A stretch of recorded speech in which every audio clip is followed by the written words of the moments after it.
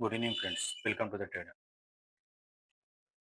23 October ఇవాళ Nifty 23 points పాజిటివ్‌లో close అయింది. Market close అయిన తర్వాత 23 పాయింట్స్ పాజిటివ్ అని చెప్పుకోవడం చాలా ఈజీగా ఉన్నా గానీ, మార్కెట్ ఒక 200 పాయింట్స్ గ్యాప్ అప్ అయ్యి, నిఫ్టీ ఆల్రెడీ ఒక 300 పాయింట్ గ్యాప్ అప్ దగ్గర చూపించిన ఒక 200 పాయింట్ గ్యాప్ అప్ అయ్యి, అక్కడి నుంచి ఒక 30, 40 పాయింట్స్ రేంజ్‌లోనే కాసేపు తిరిగి, అక్కడి నుంచి బ్రేక్ డౌన్ అయిందంటే అక్కడి నుంచి డైరెక్ట్ ఒక 200 పాయింట్స్ ఫాల్ అనేది ఇచ్చింది. మనం లైవ్ మార్కెట్ వీడియోలో మాట్లాడుకున్నట్టు మనం 26,090, 85, 90 లెవెల్ చాలా ఇంపార్టెంట్ అనుకున్నాం. దీని అబోవ్ కనుక మార్కెట్ సస్టైన్ అయితేనే పైకి పోవడానికి అవకాశం ఉంది. లేకపోతే 26,000 అనేది షార్టింగ్ లెవెల్ అని చెప్పి అనుకున్నా. ఎగ్జాక్ట్లీ 26,000 బ్రేక్ కాగానే అక్కడి నుంచి ఒక 150 పాయింట్స్ ఫాల్ వరకు వచ్చింది. రేపు ఏం జరగబోతుందో చూద్దాం.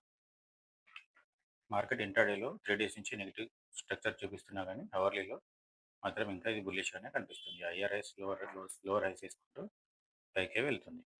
రేపు వీక్లీ క్లోజింగ్ కూడా ఉంది. రేపు ఎట్టి పరిస్థితులలో 25,600 బిలో మార్కెట్ మాత్రం ఖచ్చితంగా క్లోజ్ కాకూడదు. క్లోజ్ అయితే మాత్రం కంప్లీట్ నెగిటివ్ అవడానికి అవకాశం ఉంటుంది. రేపు ఇంటర్డే లెవెల్స్ ఏమొస్తున్నాయో చూద్దాం.